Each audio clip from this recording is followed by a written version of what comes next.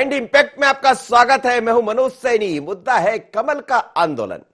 एक कमल आपको दिखाई दे रहा है, दूसरा कमल भी बाजू में है और कमल के ही कमल है, यानी कमल पटेल कमल के निशान पर चुनाव जीते और कमल पार्टी से जुड़े हुए भारतीय जनता पार्टी से मध्य प्रदेश की कृषि कल्याण मंत्री है।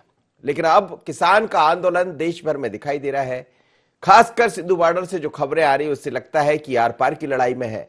लेकिन अब इसका रास्ता क्या है? क्या इसका रास्ता धैर्य के साथ एक नए आंदोलन के साथ निकलेगा? तो मध्य प्रदेश से इसकी शुरुआत हो गई है। उपवास पर बैठ रहे हैं कमल पटेल, मध्य प्रदेश की कृषि कल्याण मंत्री, और इस उपवास के जरिए उन लोगों को जोड़ेंगे जो इस बिल के समर्थन में, यानी किसानों को।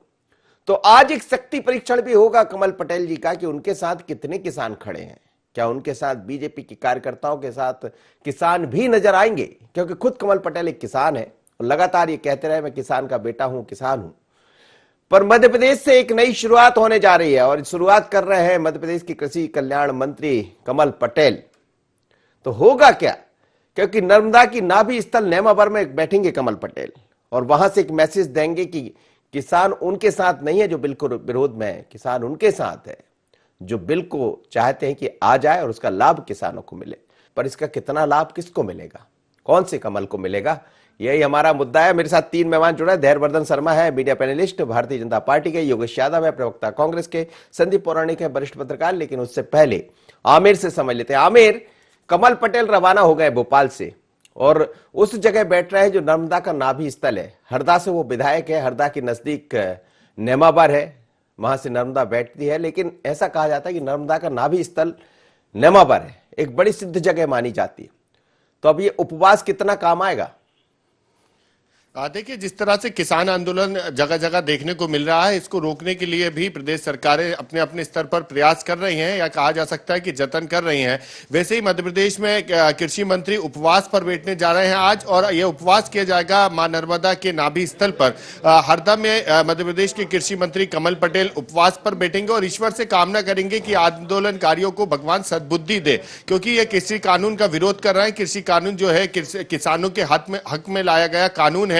मोदी सरकार का किसानों के हित में उठाया गया कदम है, ऐसा कहना है मध्य प्रदेश के कृषि मंत्री कमल पटेल का। और उनका कहना है कि कांग्रेस और वामपंथी दल लोगों को भड़काकर यह आंदोलन करवा रहे हैं, जबकि कृषि कानून किसानों के हित में और लाभकारी बनाया गया कानून है। इसलिए भगवान उनको सद्बुद्धि दे, इसलिए वो आज उपवास पर बैठेंगे। नर्मदा में मां नर्मदा के नाभि स्थल हरदा में सुबह 11 बजे से शाम 5 बजे तक कृषि मंत्री कमल पटेल उपवास पर बैठेंगे। उनके साथ में बड़ी संख्या में किसान भी रहेंगे और उनको वो किसानों को कृषि बिल के लाभ जो है वो भी बताएंगे और बताएंगे कि किस तरह से इसका विरोध किया जा रहा है और इसका विरोध क्यों करवाया जा रहा है, किस तरह से लोगों को भड़काया जा रहा है कांग्रेस और वामपंथी दलों के द्वारा। लेकिन जो किसान है वो ये समझ रहे हैं कि ये कृषि कानून जो है वो किसानों के हित में बनाया गया है, इसलिए मध्य प्रदेश का जो किसान है वो पूरी तरह से कृषि कानून के पक्ष में, या कहा जा सकता है कि सरकार के पक्ष में है। ऐसी बात भी आज मंच से कृषि मंत्री कमल पटेल की ओर से कही जा सकती है। लेकिन आमिर, इसके अलावा कहीं और भी देखने को मिलेगा क्या ये? क्योंकि देश का शायद पहला राज्य ऐसा मध्य प्रदेश होगा जहां खुद कृषि मंत्री बिलों की अच्छाइयां बताने के लिए उपवास पर बैठ रहे हैं, किसानों के साथ बैठ रहे हैं और उनको सद्बुद्धि देने की बात कर रहे हैं जो इसका विरोध कर रहे हैं।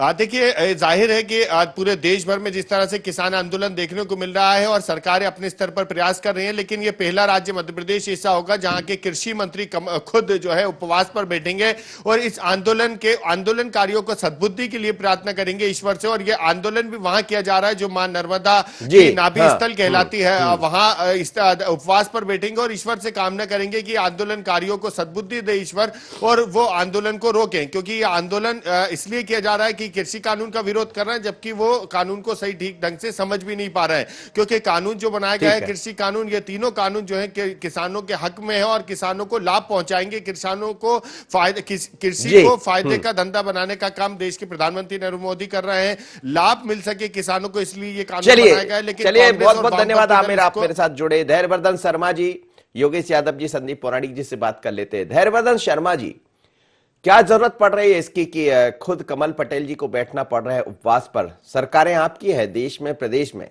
लेकिन क्या ये उपवास इसलिए होगा कि कानून की जो अच्छाइयां है वो किसानों तक पहुंचा दिया जाए? उपवास का तात्पर्य विरोध नहीं है, उपवास का तात्पर्य ध्यानाकर्षण है। कमल पटेल जी खुद एक अच्छे किसान है, मूल रूप से उनका जो पेशा है वो किसानी का है, सब लोग जानते हैं। और किसानों के हित में तमाम सुधार राज्य सरकार के स्तर पर किए जा सकते हैं, उसके लिए आदरणीय कमल पटेल जी लगातार प्रयासरत हैं। फसल का वाजिब दाम मिल जाए, समय पर खरीदी प्रारंभ हो जाए, उसके लिए भी उन्होंने कुछ सुधार किए हैं। लोगों की जमीन का मूल्यांकन होने लगे, लोग अपने मकान के मालिक होने लगे, तो राजस्व संबंधी ग्रामीण क्षेत्र में तमाम प्रकार के सुधारों के लिए कमल पटेल जी बहुत बढ़ चढ़ करके कार्यवाही प्रस्तावित कर रहे हैं। हम सब जानते हैं कि वो किसानों के दर्द को जानते हैं। उनका बचपन इटली में नहीं बीता, वो विदेशों के टूर पर नहीं रहते हैं, वो यही किसानों के बीच जीवन यापन करते हैं, मध्य प्रदेश की धरती पर लोगों के बीच रहते हैं। ऐसी स्थिति में वो ये संदेश देना चाह रहे हैं कि कोई भी किसान या किसान हितैषी व्यक्ति केंद्र सरकार की मंशा पर सवाल नहीं उठा सकता है, इन कानून का विरोध नहीं कर सकता है। जो लोग विरोध कर रहे हैं वो राजनीति से प्रेरित हैं, योजनाबद्ध तरीके से सरकार को बदनाम करने के लिए और पंजाब में आने वाले चुनाव का लाभ लेने के लिए इस प्रकार का आंदोलन खड़ा कर रहे हैं। इसलिए कमल पटेल जी हो सकता है उपवास पर बैठ करके उन मध्य प्रदेश के किसानों का और देश के किसानों का ध्यानाकर्षण कर रहे हैं कि इन लोगों को सद्बुद्धि आए, ऐसी प्रभु से प्रार्थना भी कर रहे हैं कि जो लोग इनके बहकावे में किसानों के लिए है कि वो विरोधकर्ताओं के लिए है? जी, सद्बुद्धि किसानों के लिए है या विरोध करने वालों के लिए? नहीं, सरकार को तो सद्बुद्धि है ही। सरकार तो किसानों के हित में पूरी बुद्धि लगा रही है। ये तो जो आंदोलन कर रहे हैं योजनाबद्ध तरीके से, उनके पीछे कोई उनका बड़ा एजेंडा है, उनको प्रभु सद्बुद्धि दे, उसकी याचना वो परमपिता से कर रहे हैं। चलिए योगेश यादव जी, हम देख रहे हैं कि कृषि कानून के बिलों का आप लोग विरोध कर रहे हैं और कांग्रेस भी अब सड़क पर दिल्ली में भी घेराव करने वाली है और सीधे तौर पर कह दिया कि जो चक्का जाम होने वाला है उसमें कांग्रेस साथ खड़ी दिखाई देगी। लेकिन किसानों को समझाने की तरफ कमल जो पटेल है, खुद कृषि मंत्री है, वो आगे बढ़ चले। आप लोग क्यों किसानों के नजदीक नहीं पहुंच रहे? बताइए ना उनको, यदि आपको लगता है कि बिल ठीक नहीं है तो बिल की कमियां समझाइए। देखिए, पहली बात तो मैं स्पष्ट कर दूं कि कमल पटेल जी भी किसानों के करीब नहीं पहुंच पाए हैं। यदि वो किसान के करीब होते, प्रतीक के रूप में उनके पास जरूर जमीन होगी, लेकिन मैं उनको किसान नहीं मानता। यदि वो किसान सच्चे किसान होते तो किसान की व्यवहारिक दिक्कतों का वो अच्छी तरह उनको पालन करते और उसका नियम का पालन करते। और शायद मुझे लगता है कि यदि किसान की समस्या को वो स्वयं आत्मसात कर लेते तो नरेंद्र मोदी और शिवराज सिंह जी के खिलाफ उनको धरने पर बैठ जाना चाहिए। पहला प्रश्न ये है कि क्या 3 विधेयक का उन्होंने अच्छी तरह से स्टडी किया?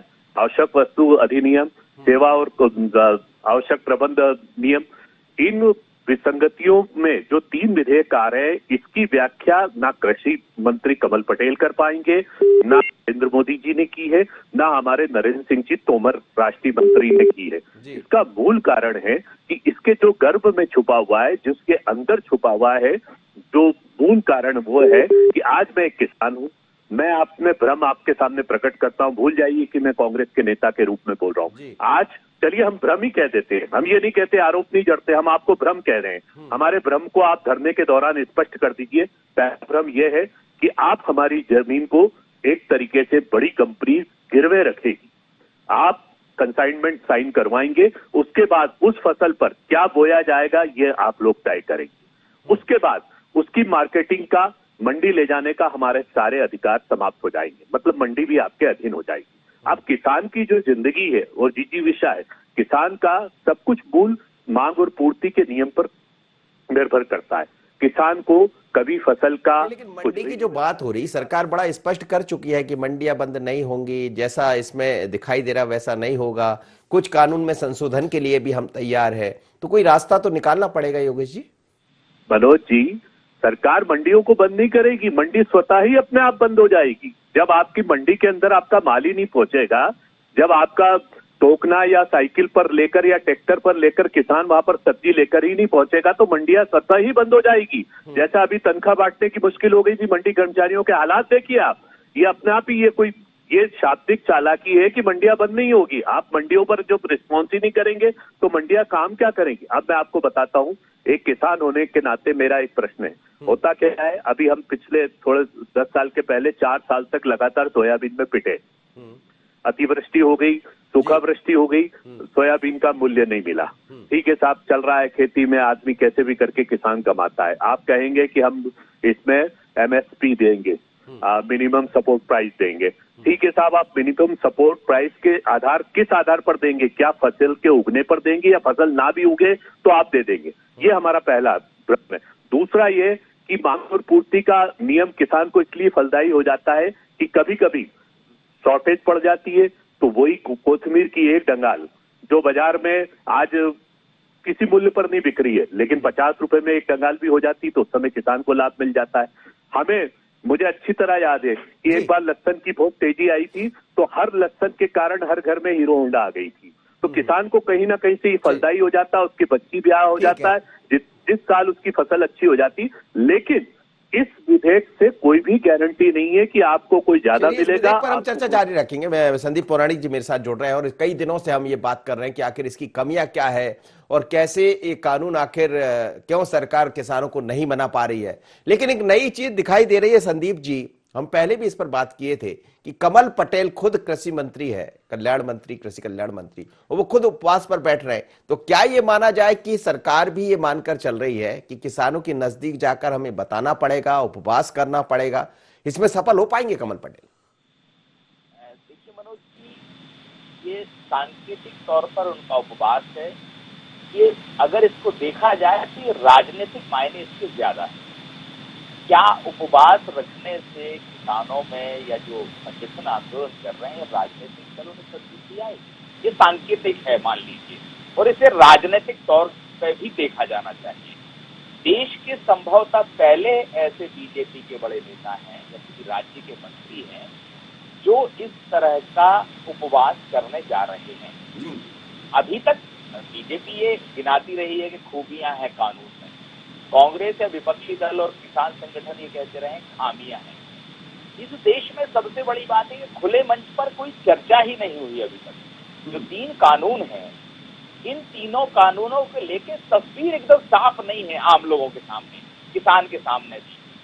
2 पक्षों के सामने कि एक कहा जाता है सरकार की ओर से कि वो कहीं भी फसल बेच सकता है, उसको बहुत फायदा होगा। दूसरी तरफ कांग्रेस कह रही है कि इससे गिरवी रख दी जाएगी जमीन और किसान की आर्थिक स्थिति खराब हो जाएगी। भ्रम है अभी भी। ये दोनों राजनीतिक दलों की जिम्मेदारी है कि इस भ्रम को खत्म करने के लिए मुहिम चलाई जानी चाहिए, चाहे सरकार चलाए या विपक्षी दल और किसान संगठन चलाए। जहां तक कमल पटेल की बात है, तो कमल पटेल का ये उपवास एक चर्चा का विषय तो बनेगा। कहा जाएगा कि मंत्री ने उपवास रखा, सरकार के कृषि कानूनों का समर्थन किया, लेकिन बेहतर नहीं राज्य के कृषि मंत्री खुद ही चर्चा का एक माहौल बनाते, चर्चा के लिए मंच समाधान नहीं होगा। कि राजनीतिक लाभ तो उससे हो सकता है, चर्चा भी हो सकती है, लेकिन उससे आगे बात नहीं जाएगी, मुझे ऐसा लगता है। जी चलिए ठीक है, बिल्कुल आपका कहना भी ये भी सही है। धैर्यवर्धन शर्मा जी, यदि कुछ मंच लगा लेते, हालांकि कमल पटेल ने चौपालें लगाई है, जहां भी जाते वो चौपालों के जरिए अपनी बात बताते हैं, और मुझे लगता है सबसे सक्रिय नेता, सबसे सक्रिय कोई कृषि मंत्री देश में इस समय दिखाई दे रहा है तो कमल पटेल दिखाई दे रहा है। पर ये जो उपवास है, इससे बात उन किसानों तक पहुंच जाएगी, क्योंकि किसानों से ज्यादा वहां कार्यकर्ता भी नजर आएंगे बीजेपी के या उनके समर्थित लोग। नहीं, जिस अंचल में वो उपवास पर बैठ रहे हैं उस इलाके के किसान भी साथ आएंगे। स्वाभाविक तौर पर है, कृषि मंत्री उनके बीच हो और किसान ना आए, ये कैसे संभव है? अन्य प्रकार की चर्चाएं भी होंगी, पर कभी कभी कहा जाता है कि बोलने से ज्यादा मौन रहने से संदेश चला जाता है। तो यदि वो उपवास पर बैठ रहे हैं और तो मुझे नहीं मालूम कि वो उपवास का उनका क्या प्रतीक है। तो वैसे शाम तक का भी विस्तार से उनके कार्यक्रम को मैंने देखा नहीं है। बैठने वाले हैं वो 11 बजे से लेके 5 बजे तक। जी, तो उपवास में मुझे लग रहा है कि वो वहां के लोगों से वार्तालाप तो उनका होगा, बाकी पूरे प्रदेश में और देश में एक संदेश जाएगा कि भारतीय जनता पार्टी किसानों के बेहद नजदीक है। और किसान केवल वही नहीं है जो आंदोलनकारियों के साथ दिल्ली को घेर करके बैठे हैं, जो लाल किले पर उपद्रव कर रहे हैं। किसान वे भी हैं जो अपने खेत खलिहान में बैठे हैं और देश की तरक्की में अपना योगदान दे रहे हैं, और कृषि मंत्री के साथ भी गपशप कर रहे हैं और अपनी बेहतरी के लिए उनसे विचार विमर्श कर रहे हैं। आप देखिए, बड़ा स्पष्टता बात मैं कहना चाहता हूं आरोप लगाया जा रहा है कि व्यापारी आकर के जब अनुबंध करेगा और वो कहेगा कि जो फसल मैं कहूंगा वो बोना है। भाई इसमें क्या आपत्ति है? अनुबंध कोई बंदूक के नोक पर तो होना नहीं है। कोई व्यक्ति यदि गेहूं बो रहा है अपने खेत में और उसको लग रहा है कि मैं तो पर्याप्त उत्पादन कर पा रहा हूं और अमुक बीज ही मेरे लिए फायदेमंद है, तो वो अनुबंध नहीं करेगा। अनुबंध करना जबरन तो नहीं है, पर यदि कोई व्यापारी बोले कि इस बार इसमें तिल बो दीजिए क्योंकि तिल्ली का बहुत अभाव हो गया है और मैं आपसे अनुबंध करता हूं कि इतने रुपए केजी पर इतना तिल खरीदूंगा, मैं आपको अमुक बीज उपलब्ध करा रहा हूं, सारी बात करता है और किसान को लगेगा कि ये फायदे का सौदा है, तो फिर वो तिल बोएगा या कोई और फसल बोएगा। लेकिन जो बात योगेश यादव जी कह रहे थे आपने सुन लिया होगा, उनका जवाब ये भी खैर आपकी जवाब ही है उनका, लेकिन सवाल यही है कि यदि किसान बोता है, उसका पूरा खेत तो ले लिया सामने वाले ने, फिर किसान का होगा क्या? मंडी ले जाने लायक रहेगा नहीं, क्योंकि मंडी तो अपने आप बंद हो जाएंगी, जैसा योगेश जी कह रहे हैं। 10 बीघा खेत है और वो अगर 8 बीघा का अनुबंध करना चाहे तो 2 बीघा स्वतंत्र होगी, वो केवल 4 बीघा का अनुबंध करना चाहे तो 6 बीघा स्वतंत्र होगी। ये भ्रम फैलाया जा रहा है। उसमें कहीं से कहीं कोई बंधन नहीं है, सब किसान की मर्जी पर निर्भर है, स्वेच्छा पर निर्भर है ये सारी व्यवस्थाएं। जी योगेश जी, ये भ्रम है। मनोज जी, ये भारत गरीब देश है और इस गरीब देश में ये जो बड़े बड़े उद्योगपति हैं डायनासोर की तरह चबाने के लिए इस गरीब आदमी को पैकेजिंग व्यवसाय का एक संभावना ढूंढ रहे हैं। और देश में ये सर्वे हो चुका है इंटरनेशनल स्तर पर कि भारत में 200% पैकेजिंग व्यवसाय की संभावना है। तो ये सब कुछ पैकेजिंग व्यवसाय के लिए सब पैकेट में ले जाकर कर देंगे और यहाँ पर वही बोया जाएगा कि जिसकी मांग बढ़ेगी। जिस कॉन्ट्रैक्ट फार्मिंग की बात बार बार कर रहे हैं हम योगेश जी, ये तो पंजाब में होता रहा। पंजाब में आपकी सरकार, पहले भी आपकी सरकार रही, बाद में बीजेपी की सरकारें आ गई। अब वही चीजें जब दूसरी जगह होने लगी तो फिर विरोध के स्वर दिखाई दे रहे हैं। नहीं, लेकिन आज आम आदमी, आम उपभोक्ता भूखा नहीं मरता है। मैं आपके टीवी के माध्यम से एक चुनौती देना चाहता हूं कमल पटेल जी को कि देखिए, पहले तो आप मौन धारण कर रहे हैं, तो मौन क्यों धारण कर रहे हैं साहब? मौनी बाबा क्यों बने हुए हैं? आप बताइए ना, 3 विधेयक की व्याख्या कर दीजिए, प्रधानमंत्री जी व्याख्या कर दीजिए, कृषि मंत्री नरेंद्र तोमर जी व्याख्या कर दीजिए। आप व्याख्या करना ही नहीं जानते, इसलिए साहब हम मौन व्रत कर रहे हैं। भाई मौन व्रत की आवश्यकता नहीं। ये योगेश यादव आपको खुली चुनौती देता है, किसी भी मंच पर आप बैठ जाइए मेरे सामने और मैं आपसे प्रश्न करता हूं या आप मुझसे प्रश्न कीजिए, कौन संतुष्ट होता है और इसको चाहिए तो तैयार है क्या आप? योगेश मैं यादव यही बात करा देता हूं दोनों की, चलिए तैयार हो जाइए। नहीं, मैं तो तैयार हूँ, जब जैसे चाहे बात कर लें। और हमारी बात तो योगेश यादव होगा, लाखों लोग आपको देख रहे होंगे जी। कृषि मंत्री जी से अगर इनको बात कर रही है तो कृषि मंत्री जी ने कोई बोर्ड थोड़ी लगा रखा कि मैं कांग्रेस के प्रवक्ता से बात नहीं करूंगा। ये अपनी शंकाएं लेकर के कृषि मंत्री जी के घर जा सकते हैं, उनके ऑफिस जा सकते हैं, समय निर्धारित कर सकते हैं। अभी ये इनके तो पास में ही है वो स्थान जहां पर कृषि मंत्री जी उपवास पर बैठने वाले, ये वहां भी जाकर के बात कर सकते हैं, अपनी आशंका कुशंकाओं को दूर कर सकते हैं। पर जाएंगे नहीं, बातें नहीं करेंगे, जाने की बातें करेंगे सिर्फ, क्योंकि इनको भ्रमित करना है पूरे देश को। मीटिंग तय करा दीजिए ना, दोनों की बात खत्म हो जाएगी। कि दूसरे के तंदूर पे अपनी राजनीतिक रोटियां सेक लो, क्योंकि इनके बस का कुछ बचा नहीं है। ये नकार दिए गए लोग हैं, इसलिए इनको लग रहा है कि कहीं भी आंदोलन हो, कहीं पर आग दिखाई पड़े तो पेट्रोल की चैन ले जाकर के उसमें डाल करके अपने हाथ सेक लो।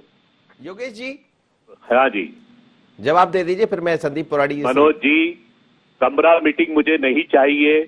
मैं चाहता हूं कि माननीय कमल पटेल जी जो हमारे कृषि मंत्री जी हैं, वो सार्वजनिक मंच पर आए, IND चाहे उसका आयोजन करें, हमारे प्रश्नों का उत्तर दे दे, हम संतुष्ट हो जाएंगे। चलिए, हम एक कांग्रेस के नेता के रूप में नहीं, मैं एक किसान हूं, मेरा भी आइए आपको मेरे खेत दिखाता हूं। गेहूं लहरा रहा है मेरे खेत में, हरा हरा हो रहा है। आप आइए, आपका स्वागत है। आप किसान हैं, मैं जानता हूं। जवाब दीजिए। एज ए किसान, मध्य प्रदेश का एक किसान हूं, किसान के प्रश्नों का आप जवाब दे दीजिए। तो आप मौन क्यों रख रहे हैं, ये बताइए। लेकिन एक सवाल है, कांग्रेस के होने के नाते आपसे एक सवाल है कि यही बात आप किसानों तक जा जाकर बताइए ना, कहां है कांग्रेस के कार्यकर्ता? देखिए, किसानों को ये बात मालूम है, इसलिए आज कमल पटेल जी के आंदोलन में कितने किसान शरीक हो रहे हैं, जरा इसका भी एक सर्वे कर लीजिए। आप आ गए, बिल्कुल करेंगे सर। संदीप पौराणिक जी, सवाल यही है कि यदि उपवास पर भी कमल पटेल बैठ रहे हैं तो जैसा आप कह रहे हैं वो अपना मैसेज देने में कितना कामयाब होंगे या कुछ हद तक चर्चा में तो आ ही जाएंगे, हम भी चर्चा कर रहे हैं तो चर्चा का विषय तो हो ही गया। लेकिन क्या एक तरफ उपवास के मार्फत ही सही वो अपना मैसेज दे रहे हैं, दूसरी तरफ कांग्रेस क्यों नहीं आ जाती फील्ड पर, क्यों नहीं समझा पाती लोगों को, किसानों को समझा दे जाकर कि गलत है? मनोज जी, जो गड़बड़ हो रही है सियासी तौर पर वो यही हो, कांग्रेस की जो भूमिका होनी चाहिए वाकई में उस तरह की भूमिका का निर्वहन कांग्रेस बेहतर तरीके से नहीं कर पा रही है, सब जान रहे हैं। कारण उसका बड़ा है, योगेश जी भी उस बात से सहमत होंगे कि संगठन उस स्थिति में नहीं है कि वो अगर अपनी बात दिल्ली से भोपाल और भोपाल से गांव तक भेजे तो वो आसानी से पहुंच जाए। संगठन की कमजोरियां हैं जिससे हो सकता है वो खुले मंच पर ना स्वीकारें। बीजेपी जहां है, बीजेपी का संगठन मजबूत है और वो अपनी बात को सच हो, गलत हो, भ्रम हो, कुछ भी हो, वो नीचे तक ले जाते हैं। ये एक राजनीतिक दल की संगठन की खूबी के तौर पर आप बीजेपी का देख सकते हैं। जहां तक कमल पटेल की बात है तो आप ये मान के चलिए कि कमल पटेल मध्य प्रदेश के कृषि मंत्री हैं और आने वाले समय में हो सकता है वो बीजेपी के अंदर किसानों के या पार्टी के अंदर एक बड़े नेता के तौर पर उभरे हैं, क्योंकि किसान नेता के तौर पर कई नेता हैं। मध्य प्रदेश के मुख्यमंत्री शिवराज सिंह चौहान की पहचान भी किसान नेता के तौर पर है। कमल पटेल जिस तरह से आगे बढ़ रहे हैं और कृषि कानूनों ने एक हथियार मिल गया है, इससे आने वाले समय में ये तो तय है कि कमल पटेल बीजेपी के अंदर एक बड़े किसान नेता के तौर पर उभर सकते हैं और उसी लाइन पर वो आगे चल भी रहे हैं, क्योंकि ये केंद्र का फैसला है और कमल पटेल जो झंडा लेके चल रहे हैं वो केंद्र की नीतियों का प्रचार प्रसार कर रहे हैं और मध्य प्रदेश में बीजेपी के लिए माहौल बनाने का मतलब ये माना जाए कि इसकी लाइन लंबी भी खींच सकती है। अब ये तो अपन नहीं कह सकते क्योंकि ये तो समय तय करेगा, लेकिन ये तय है कि आने वाले समय में कमल पटेल एक किसान नेता के तौर पर उभर सकते हैं और मुझे ऐसा लगता है कि उसी दिशा में वो आगे बढ़ रहे हैं। तो ये कमल का होगा कि कमल पटेल? भाई कमल पटेल तो कमल के हैं ना। जी जी, तो स्वाभाविक है कि लाभ तो कमल को ही होगा। चलिए, बहुत बहुत धन्यवाद आप सभी मेहमानों का मेरे साथ जुड़े। लेकिन लाभ किसको होगा, नुकसान किसको होगा, ये तो खैर आकलन का विषय है। पर ये जरूर है कि शायद देश के पहले ऐसे कोई कृषि मंत्री होंगे जो खुद किसानों की बात को लेकर, यानी बिल में क्या अच्छाई है उसको लेकर, बिलों की जो खामियां हैं जिसे लगातार विरोध के जरिए, अलग अलग किसान आंदोलन के जरिए किसान नेता गिना रहे हैं, उनकी सच्चाई बताने के लिए उपवास पर बैठ रहे हैं। लेकिन इसमें सवाल यह है कि उपवास का मतलब होता है बोलेंगे नहीं, और बोलेंगे नहीं तो फिर बात कैसे किसानों तक पहुंचेगी, आखिर आप क्या समझाएंगे? लेकिन कई बार नहीं बोलने से भी बहुत कुछ बोल दिया जाता है। अब देखते हैं कि होता क्या है। अभी तो यही कहेंगे कि कमल का आंदोलन। मुझे दीजिए इजाजत, बने रहिए i24 पर।